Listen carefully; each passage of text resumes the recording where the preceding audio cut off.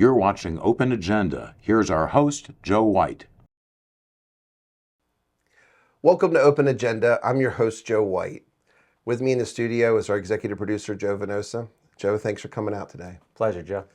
So, want to talk a little bit about the county council meeting coming up. And later in this episode, we're going to be joined with Mr. John Palmer, who is the elected member of the Wicomico County Board of Education.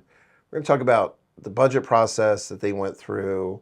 We're going to talk about the transparency of work sessions with the Board of Education, the county council, the lack of transparency with the county executive's office, how the budget process really went down, how the executive actually did propose a flat funding of maintenance of effort for the Board of Education, and how the county council actually did raise the budget up $1 million above maintenance of effort.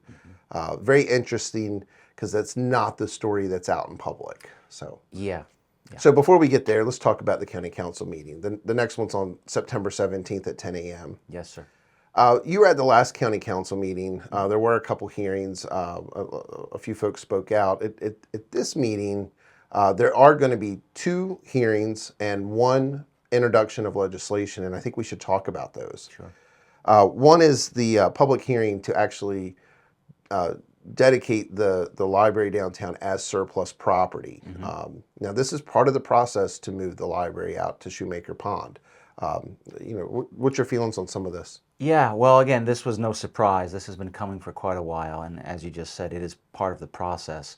And I think really what this is going to come down to ultimately is not so much when or how the library is moved to the new location off of Shoemaker, where the old Ward Museum still resides, but really the question is, after the fact, what happens to that space In downtown. in downtown Salisbury? And that's going to be, I think, a very long deliberation. Yeah, so there are some issues with parking and some old buildings that'll have to probably be torn down, and then this $100 million of funding that is supposedly going to come from the state of Maryland, right? Yeah, the sort of, I guess for lack of a better term, I guess the pipe dream sort of among some, and again, maybe that's disingenuous, maybe you could even just call it the ideal, is a $100 million performing arts center that would include all variety of spaces. So it's not just sort of performance art space, but classrooms and tutorial spaces that would theoretically tie the university sort of performance culture and system with what the library sort of currently functions with, meaning it would theoretically be a university property, but it would have a public space integrated into it. So whether you agree with it or don't, this is your public hearing opportunity to come out and speak your mind. Correct. Watch the transparent renditions of your county government work. You can watch it on PAC 14 live, correct? Yep. Thankfully, our county executive doesn't get to decide this behind closed doors, right? Imagine what that would look like. We wouldn't know until we found out, right? So the other public hearing is going to be, and this has been an ongoing process, the paid leave and paid leave and vacation time for the county employees. This is interesting because you and I just spoke last week about some of the concerns that folks from the county, employees from the county, have reached out through your email, expressing concerns. Now, this is the time that this Pam Olin, the director of finance from the executive's office, is going to present this. We're going to find out some information, and there's also, I guess, a hearing attached to it as well. Any thoughts on this? Well, I mean, again, it's sort of this particular situation. You have the executive office that's actually having to follow the law via the state. So basically, this is about implementing a system that was passed in Annapolis last year, and it's sort of how do they implement it? Yeah. And this is the essence of it. For paid leave. For paid leave, yeah. And this is going to Exactly. impact businesses all throughout Maryland. Sure, it's going to impact counties. businesses. There'll be cost issues. It also, again, though, it's the logistics of how you do it. I think that's the other thing that people forget. There's always a discussion of cost, which is obviously part of the discussion, but the logistical nature of it is also important because of who takes off when and how that affects the workforce. So it does have a great impact.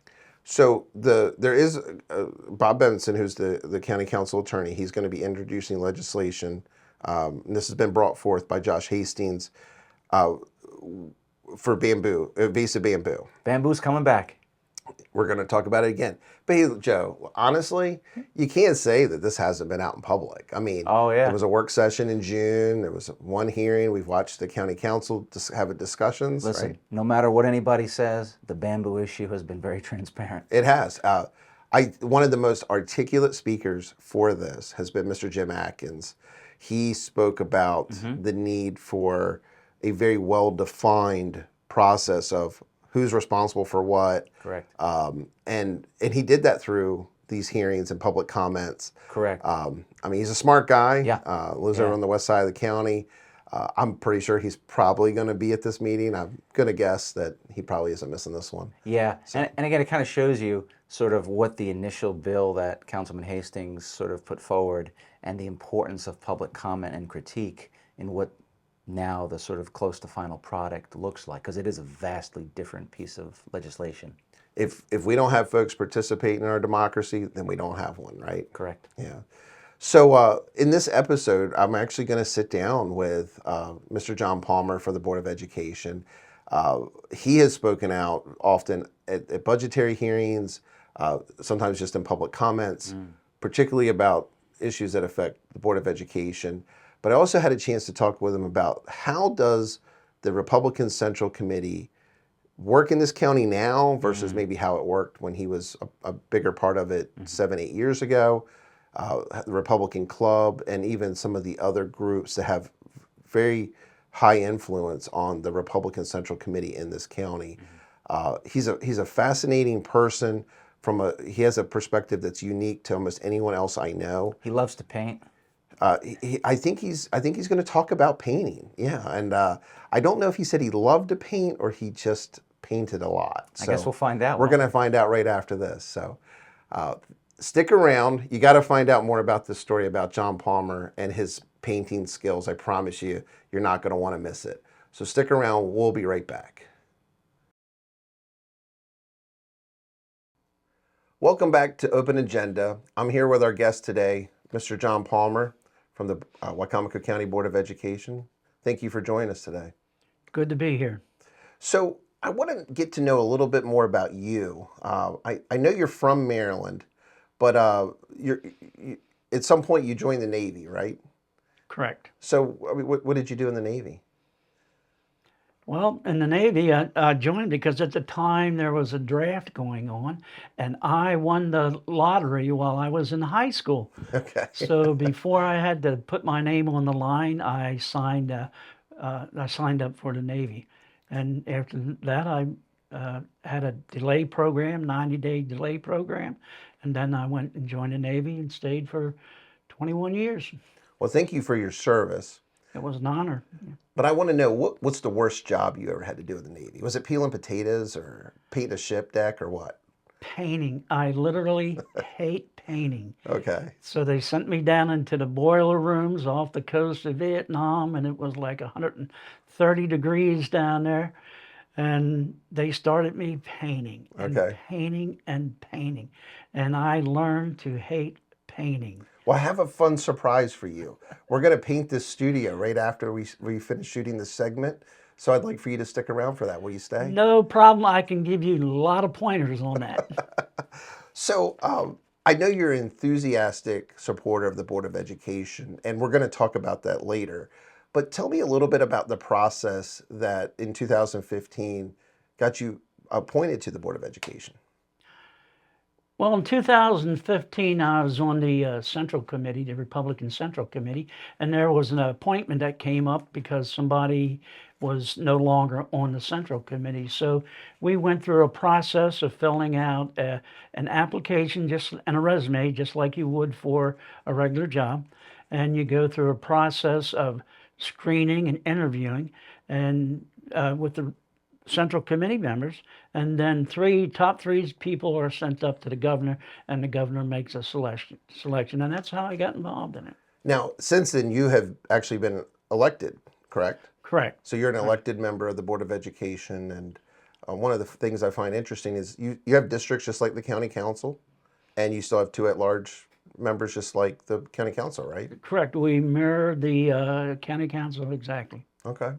So you know, when we're thinking about the Board of Education and the role the county council and the county executive play, explain to me how that interaction happens. I mean, you have quarterly meetings, quarterly work sessions with the county council, correct? Correct. So what else do you how do they know what you need? We tell them, Okay. and I'm very open about telling them what we need.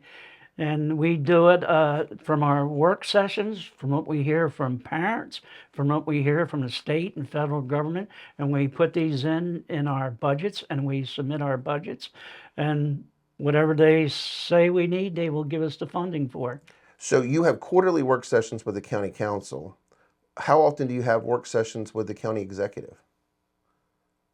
I don't believe we've had one with the county executive yet. Now, the work sessions with the county council, they're open to the public, correct? Oh, yeah. All of our meetings are open to the public. You come to the work sessions at the school board, they're open to the public. You come to our regular board meetings, they're open to the public. So Well, what about your work sessions with the county executive? Are they open to the public? if we have a work session with the county executive, I'm sure it's going to be open. But you haven't had one since 2015? Not that I can remember. So not particularly this county executive, but go back to Bob Culver, John Pisota, our current executive. I mean, no work sessions that are open to the public? Our work sessions, we are normally in front of the county council when we go into their chambers, and it's open to the public, and they see everything that we see. We don't do anything behind closed doors. Only when there's legal matters or personnel matters will we close the meetings. So I want to talk about the budget process. We just wrapped up the fiscal year 2025 budget, which starts July 1st, 2024, goes to June 30th, 2025. I know you spoke at the budget hearing in May. You spoke as a private citizen at that meeting. I saw your comments at the meeting on PAC 14. Talk a little bit about that process. Laura Hurley went through the budget, and when the county executive who actually proposes the budget was initially just funded at maintenance of effort, correct? Correct. And did that concern you? Yes, it did, because the way maintenance of effort is figured out doesn't account for inflation. So if you get the same budget that you had last year, then you're actually losing and you're falling behind. And each year this happens, you actually fall more and more behind. So in our next segment, we're going to talk specifics about the numbers, but at the May budget hearing, at this point, you had not had a direct meeting with the county executive, yet the county executive had turned in a budget for the Board of Education that was flat funded. But in the end, and I was at the June meetings, you all were this year funded $1 million above maintenance of effort. That's correct. That's correct. So where did that money come from? That money came from the county. It comes from the county expenditures, and it goes directly to us, and we put it to very, very good use. Well, what entity got you that extra $1 million? County council. Okay, so if they had not fought for that extra $1 million, then you... I don't believe we would have got it. Okay. That's a personal belief. So would you stick around? When we come back from the next segment, I want to actually dive into the numbers. There were a lot of really good information that was put out at the public budget hearings, and I want to dive further into that and get your sense of where we really should be with our public education funding. Is that okay? Fine. All right. When we return, we're going to talk to Mr. Palmer a little bit more about public education funding, more importantly, about the transparency of the process. Stick with us. We'll be right back. Welcome back to Open Agenda. I'm your host, Joe White. Still joining me is our guest, Mr. John Palmer. Thank you for sticking around. Glad to be here. So I've loved getting to know you and just how enthusiastic you are for the Board of Education. Specifically, when it comes to the funding process, we touched on the last segment that there's not work sessions with the county executive, yet the county executive is in charge of turning in the initial budget. The county council in this last fiscal year actually funded $1 million above maintenance of effort. and that came from them basically finding that money for you all. But I want to talk about the specifics for where we really should be right now. The number that I heard was $8 million above maintenance of effort, specifically for ELL teachers, for folks who are learning the English language for the first time, some extra support staff, and teachers in general, right? Right. Well, let me just give you a little insight on that maintenance of effort and the extra $1 million. Just last night at our meeting, it was put out that last year at this time we had 15,100 students. Just going in to school recently, we now have 15,700 students, plus it's growing almost every day. We didn't plan on those extra 600. You plan on some, but nothing like 600. That extra $1 million went to hire teachers who are ELL teachers who can speak with these students in order for us to teach them. So that maintenance of effort money and the extra $1 million was well spent. Do you feel like if you attend the county council meetings and you speak at the budget hearing and open comments, and I've seen you do this, do you feel like that gives you an opportunity as someone who understands how Board of Education funding works to get the point across to make sure we're funded the best we can? Yes, and when I go to this meeting, it's not only to speak to the county council. I want to speak to the people who watch PAC 14 because I want them to fully understand what's going on within the Board of Education. I want them to come to our meetings. I want them to contact us and tell us their concerns. So that's when I go and I speak. Sometimes I'll speak as a board member, sometimes as a member, just a member of the public. And I'll normally say that at the beginning of the meeting, but it's very important for people to watch. So what will happen if there's not transparency in this process? I mean, you talk about in the last 18 years, and you show us on graphs how the actual funding has gone down in the last 18 to 20 years. Why do you think that is, and what can we do to rectify that? The funding has gone down since in 2006 we changed from a county government administrative form of government to a elected county executive. And at the time, the people wanted an elected county executive, and I was all for that. I wanted to see more transparency, more openness to the government, and I wanted to see some barter back and forth between the legislative and the executive branch of government. Well, you just said earlier there's not a lot of that. So what have you gotten in the last 18 years for your efforts to vote for having a county executive in 2006? I've gotten a lot of disappointment. Okay. Now, why do you think having a county executive has led to there to be a really a net less funding for the Board of Education and for the schools? I don't really know what's stopping it. It seems like no matter who's in office, whether it's a Republican or Democrat, if you look at the charts that you'll see, they're going down, and they're steady going down. We've gone from 2006 from 43% of the county budget down to 26%, and we're growing all the time, and it's difficult, very difficult to try and keep up with what's going on. Somebody has got to get together with our county government to fund schools. So when we talk about funding schools, you and I have been talking about operating budgets. There is one really high-end capital improvement item that's coming up, and that's the building of a new primary school in Fruitland, right? Correct, yeah.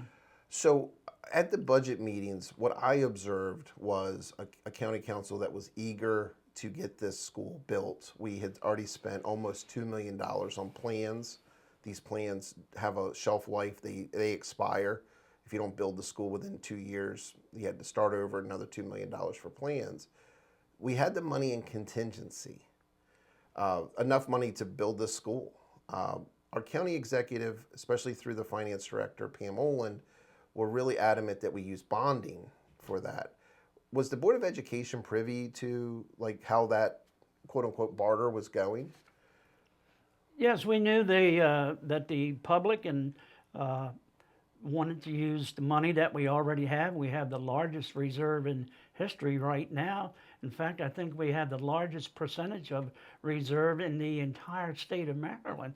So I really didn't see any reason why it couldn't come, part of it couldn't come out of reserves, but that's not up to me where it comes from. That's between the county executive and the county council. We submit what we think we need in our budgets. Well, in the county executive's capital improvement plan, was the Fruitland Primary School in that plan initially? Yes. That was? What about the funding for that school? The initial funding, I believe, was in there.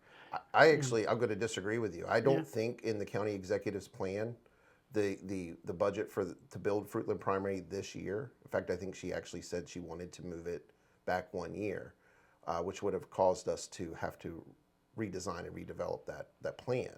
Yeah, but you don't get all of the money at one time. You have to go through different phases. The first thing is we got to have our plan together for what we need, and then we put it into an RFP where it goes out for bid. When it goes out for bid, and it's awarded, you then do it in phases. Like you might need only $8,000 to start with to go through with the A&E on it, the planning on the project, buying property if you have to buy property. All of these preliminaries have to be done before you can even put a shovel in the ground. We've gone through these preliminaries right now, and I believe we were going to put a shovel in the ground in December, but I'm not quite sure where that plan is right now. Well, my understanding is we're going to the bond market this fall in New York to get to do the bonding for the $10.5 million that the county executive insisted that part of this funding come from bonds, even though the interest rates are high. Our property tax credit by the $100 has gone down 2 cents this year, but in fact, President John Cannon actually spoke that it could have gone down 4 cents. Now, this is on the county side. People's property taxes are still going to go up because the state of Maryland's assessing them higher in this past year. The state part of the property tax goes up, but we could have built this school with reserve funds without raising property taxes, actually lowering them even more, and without having to pay high interest rates. Wouldn't you agree? Yes, yeah, we could have. So you've been very active in the Republican Party in this county. I'd like to spend a little bit of time when we come back from the next segment to talk about your role in the Republican Central Committee you referenced earlier prior to getting on the Board of Education. Would you stick around for one more segment and talk about that? Sure. All right. We'll be right back after this. The Upper Ferry operates on the Wicomico River and connects the west side of the county on the peninsula between the Nanticoke and Wicomico rivers to Eden, which is situated south of Fruitland, thus bypassing the big city. The Upper Ferry is one of 2 public ferry boat operations on the Wicomico River and is the first place to cross the river south of Salisbury. The Upper Ferry helps to reduce traffic congestion near downtown Salisbury, where, if not for the ferry, one would have to cross the river on the Route 50 or Fitzwater Street drawbridges. The ride across the river is very short, only about 2 minutes, but you'll be able to enjoy a pleasant view while avoiding city traffic. The Upper Ferry is a small vessel with a maximum capacity of 3 cars, 6 passengers, or 10,000 pounds. The ferry boat runs along a heavy wire cable beneath the water's surface, so if you're boating on the Wicomico River near the Upper Ferry and you see it underway, please come to a full stop and wait, because the cable is pulled up to the surface as the ferry boat cruises along and can snag your outdrive or propeller, creating a dangerous situation for both you and the ferry boat alike. The ferry boat has the right-of-way at all times and is privileged under the inland navigation rules as a vessel restricted in its ability to maneuver, which is visibly indicated on the ferry's masthead during daylight hours by 3 vertically aligned geometric black shapes depicting a ball over a diamond over a ball. After dark, or in conditions of limited visibility when the day shapes can't be easily seen, you'll see 3 vertically aligned lights on the masthead, configured as red over white over red. Before your boat continues its journey up or down the river, it's best to wait until the ferry lands on either bank to ensure everyone's safety.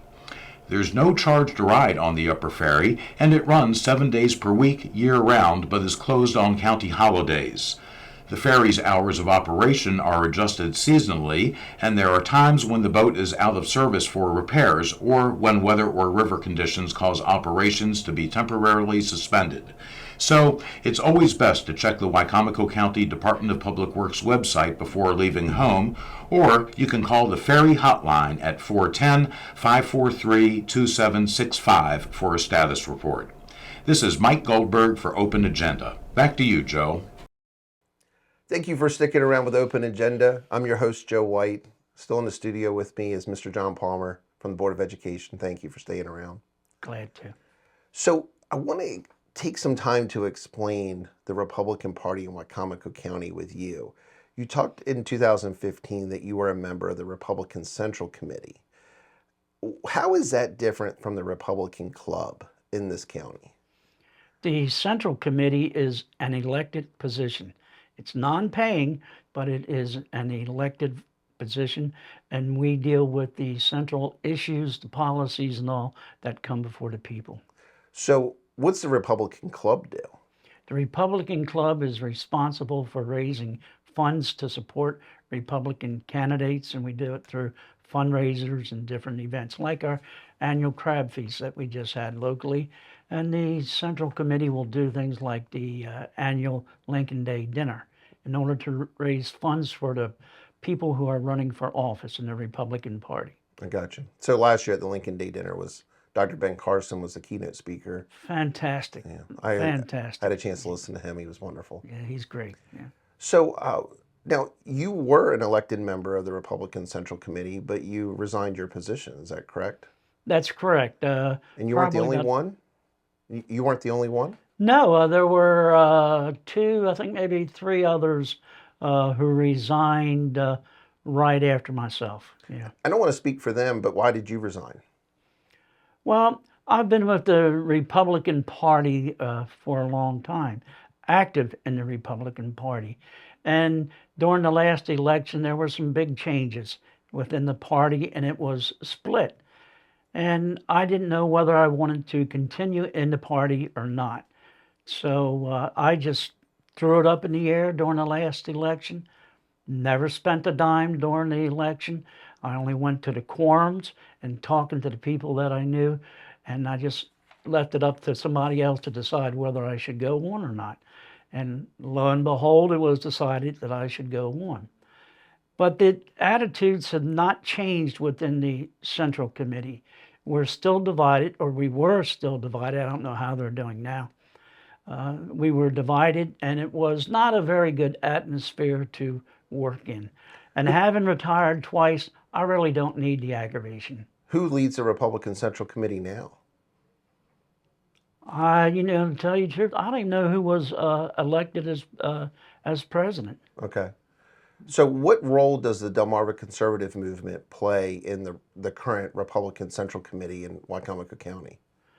With the regular members of the Central Committee resigning, they've pretty much moved in and taken control to put their ideas across to people to try to move their ideas forward. Now, I'm a conservative. I'm not a member of the Delmarva Conservative Movement. I looked at their website. Their website says they're not a political party. Would you dispute that claim? Yes. Yeah. So what role does our current county executive play with the Republican Central Committee? Her and her husband are both members of the Republican Central Committee. They're elected members? Yes. Okay. And so recently we just had a new delegate get appointed, Barry Beecham, when Carl Anderton resigned to take a position with the Democratic Governor Wes Moore on the Commerce Department. I'm interested to get your feedback. You were at several of these meetings. I mean, who's leading the meetings of the Republican Central Committee? Right now, I couldn't tell you. Okay. Do you think the Republican Central Committee in Wicomico County represents the opinion and the view of conservatives throughout the whole county? No, I don't. Yeah. So, what role do you think is going to get played with this charter amendment? Are you in favor of Charter Amendment A? I originally wanted this type of government, as I said earlier in the An segment. executive branch. Yeah. Okay. The executive form of government, because I wanted the pushback between the legislative and the executive. Over the years, it has shown that it's not working for the Board of Education. I'm now on the Board of Education, so I have to think about what's best for them. And the central theme is what's good for the kids. What is good for the kids? Is it to vote for Charter Amendment A or vote against Charter Amendment? Well, that's going to be up to the people. I think a lot of people want to change. We don't seem to be moving forward right now. I don't know if that's going to change. I don't know what the plans are.